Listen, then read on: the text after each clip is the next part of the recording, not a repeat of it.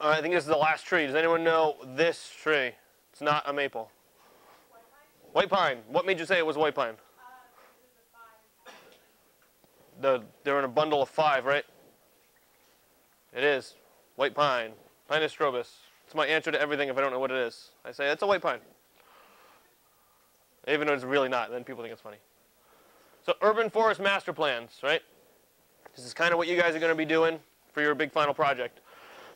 So it's a roadmap. It provides detailed information to effectively and proactively manage the tree canopy of the area that you're looking at, right? It could be something very small, like your yard. I have an urban master plan for my house. No one's read it. My wife hasn't read it. She doesn't want to. But it's important to have something like that. It provides a shared vision for the future of the urban forest, and it helps provide, give all the stakeholders necessary information that they need for the care and protection of the trees in the area. So we're going to look at what happened in Pittsburgh in 2012. Tree Pittsburgh, right? It's a case study. Woohoo! Everyone likes case studies, right? So we're going to look at how they organized their tree master plan. There is no one way to do it, which is going to be obvious when you guys all present your plans to the judges. You're going to do something different from each other. And it's almost as important to sell your plan as it is to come up with the correct information inside the plan, if that makes sense. Because you are making a master plan not only for yourself, but you're doing it because you want to get funding, you want to get promotion, you want to get people involved, and you want to get people interested in what you're doing. So you make it flashy, you make it colorful, you have statistics that are interesting and important and make people go, oh, trees really are important, things like that. So they took the approach of, 4-pronged, what do we have? What's our forest made of? What do we want? What do we want to do with it? How do we get there? And then how are we doing? How are we doing right now, and how are we going to be doing it in the future? So they developed for the city and all who manage, protect, and trees. That's what they decided, that their urban forest is all trees, public and private.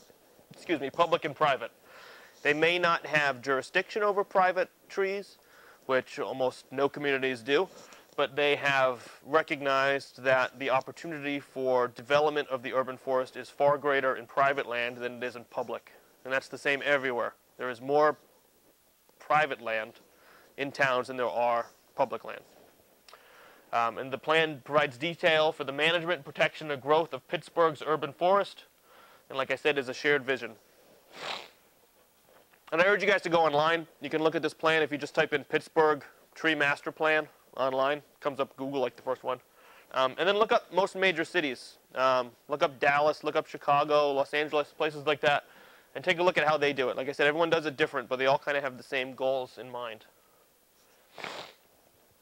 So the purpose of this master plan was to address environmental challenges, coordinate the shared vision, develop baseline metrics, and create lasting advocacy and civic participation. A big part of the plan was to get more people interested and to keep them interested in the forest, the urban forest. So looking at what do we have? So they had these major questions. How are trees currently managed and cared for by the public agencies and stakeholder groups? There are advocacy groups that work for Pittsburgh that aren't necessarily part of the city, but they're nonprofits. They want to know who's doing what around the city. They gave an overview of their existing plans, and then they had data from street tree inventories, other management plans that may have been written in the past, inventories of their park trees, an analysis of their urban forest, and they did an iTree ecosystem analysis and canopy analysis. And after I'm done with my talk, John in the back is going to be talking about some iTree work that they had done in Rhode Island with inventories and with storm damage assessments. But if you have any questions about any of these things, I'm not going to go over a lot of the results. I think it's more important just to know what their process was. Just some of the things. So they had, these big pie charts. What species that we have.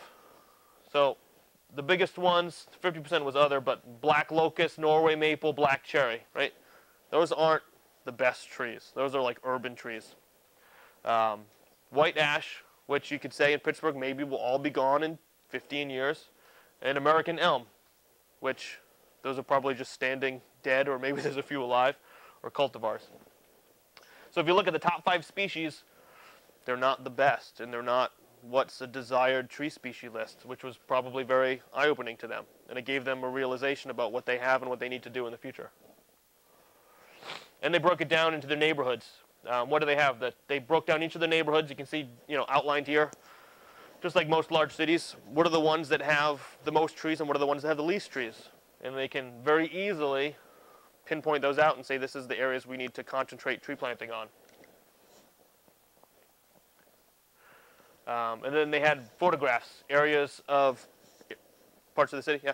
In that previous slide, how long do you think it took them to get that data to create that? They could do that in a couple of weeks if they wanted to. You could do it with GIS in a couple hours. Yeah. Is that land cover? That's percentage tree canopy cover. Yep. So it's the dark green is tree cover, grassland, bare earth, buildings, roads. If they have a complete inventory, they could do it almost instantly with GIS, but if not... It happens in Rhode Island, GIS has land cover for all of the state, and Yeah. that could get you quite a bit of the way there. Yeah. When you bring that into iTree, and iTree will make that map. Yep, and I did each of the cities in Rhode Island. Took us a while. Debbie in the back helped me as well, and we did it purely on a boundary basis. So we didn't break down what's the urban center of the town, what's the woods, that kind of area. I just said, give me the outline of Cranston, and then I did a canopy assessment. It came up with an overall number. You can do the same thing if you know the names of neighborhoods or zip codes if your town has larger zip codes. And that was really simple. In iTree, it was basically, I did it with Google, didn't even use GIS, made my own boundary, and then it just tells you, here's a cross on a map. What is this? Is this a tree? And I say, oh, it's a tree. And then it does it again. This is water. This is a building. You do that 500 times. So that's with the online tools, not one of the things you download? That's iTree Canopy. You do it online. Yeah, you don't have to download anything for that. And then it gives you percentages, and then it gives you based on what your numbers are, strictly just on trees. The other stuff is just filler for you to have interesting data. But it'll tell you what your dollar value savings are for carbon, stormwater, things like that. And then aerial imagery showing you what central business district is compared to a neighborhood that has gardens and cemeteries and things like that. And looks at what they have. Species breakdown for street trees, for park trees, and for the complete forest. And like I said, this is all just information that they used to kind of give a snapshot as to what their urban forests look like. And then what do we want? So they did a comprehensive public outreach program to engage all the stakeholders in Pittsburgh. So those were the people that work for Pittsburgh, for the city, people that live in the city, people that visit the city, tourists, things like that, and to formulate what their vision is going to be for the future. So it was very much a calculated effort on their part to get as many people involved as they could so that when the plans are written, people can say that everyone had a chance to kind of voice their opinion. So they did tree meetings with existing, they call them tree tenders, tree lovers, and volunteer groups. In Rhode Island, we have the tree stewards, maybe master gardeners, other groups like that. Surveys, public surveys. They did these tree stories where people gave individual testimonials. I think they had the mayor say what his favorite memory was about trees, get people in the parks and ask them why they're coming to the park, if they have any tree-related memories, just to kind of, fluff up their plan. And then meetings with community members to talk about their plan and what they want to do with the future. So these are just a couple of questions for the community meetings. They sent out surveys to the public. So they did a public survey question. The first one was, what are the issues that you have with trees? The number one was sidewalks and pavement cracking. 52% of the people mentioned that as their number one issue. And this was just good for them to get kind of a gauge on what was going on. That there aren't enough trees, which is really nice to hear that people said there's not enough trees, which means they probably want trees. But you can see one of the high marks, people complaining about leaves and fruit, which is one of those, like, if you have trees, they're going to lose their leaves, things like that. And then they asked to do what was the most critical need of the urban forest in Pittsburgh. And number one was more trees. which was great to hear. People wanted more trees, and then they wanted better maintenance and care of those trees. You can see what the concerns were about the sidewalks and pavement. Those go hand in hand with the maintenance and the care of the trees.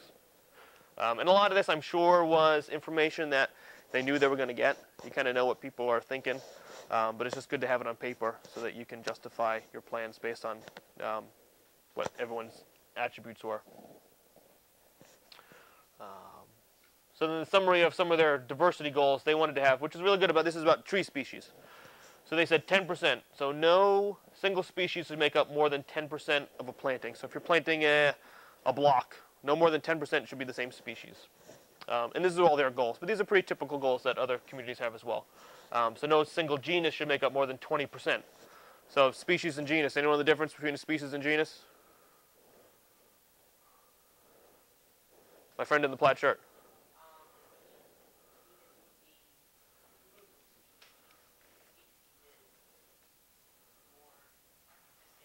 Right, so can you give an example of two species of one genus?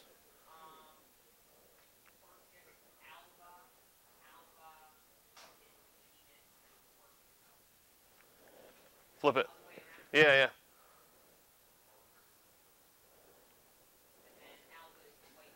Right. So there's white oaks and black oaks. They're saying you can have 10% of the same species, so we don't want more than 10% black oak, but you can have 20% oak. Right? Does that make sense?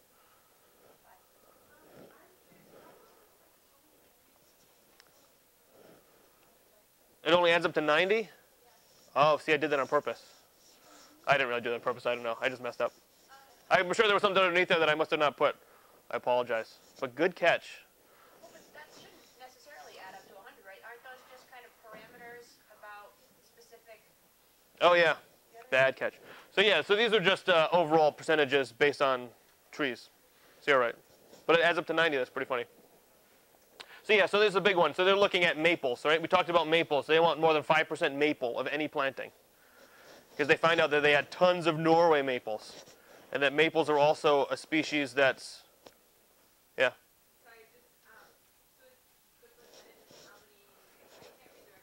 Sure. So the recommendation is, so the first goal is 10%. So they said no single species should make up more than 10% of a planting. It doesn't really add up to 100. I know. Yeah.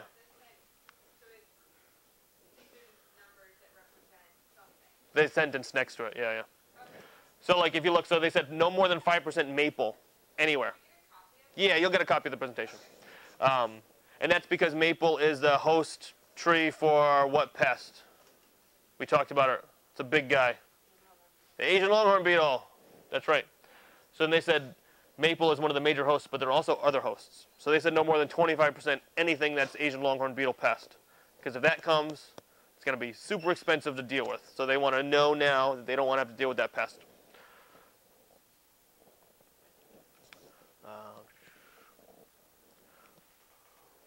So they came up with recommendations and other things that they want to do to figure out how they're going to get to where they're going. And they looked at case studies from other cities and other towns and illustrated those as well. So they came up with these ideas. How are they going to get there? They want to connect people to forestry, right? They wanted to engage the neighborhoods. So they focused on neighborhood-based initiatives and solutions, something like creating tree stewards in individual neighborhoods, coming up with people that can care for the trees where they live, and then encourage public and private participation in the management through more volunteerism. They realize that the city can't do everything. In most major cities, most of the work isn't done by the city. It's done by private people, nonprofits. Citizen advocacy is the way to go. How are they going to manage their forest? How are they going to find the funding at the levels that they want to be able to care for the forest the way that they think they should be? And then plan. What are they going to do to plan for stormwater management? What's their plan for achieving their goal? Their goal was to get 60% tree canopy in 20 years. I think they were under 40. So they had a pretty big goal if they wanted to increase their canopy. And then establish a tree emergency response and recovery plan. If there's a damaged tree or there's a tree that's going to be a hazard, an immediate hazard, what are the methods that they have to go through dealing with those types of issues?